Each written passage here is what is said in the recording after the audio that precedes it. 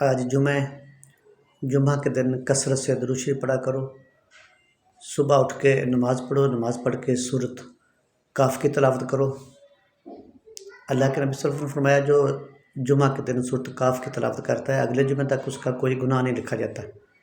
تو یہ اندازہ کر لیں کہ کتنا ثواب ہے سورۃ کاف پڑھنے کا جمعہ کے دن۔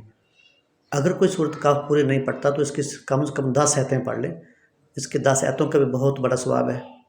اس کے علاوہ کثرت سے درود شریف پڑھو۔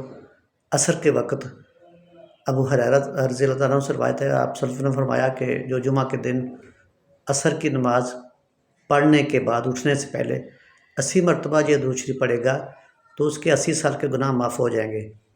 اللہم صلی علی محمد النبی الامی وعلی آلہ وسلم تسلیما، یہ پڑھیں، آپ کے سارے گناہ معاف ہو جائیں گے۔ اس کے بعد جو گناہ ہیں وہ نیکیوں میں بدل جائیں گے۔ اس کے علاوہ شام کی اذان کے قریب عصر کے بعد جتنا ہو سکے کثرت سے استغفار توبہ کرو، یہی ہمارے کام آنے ہیں۔ اللہ حافظ۔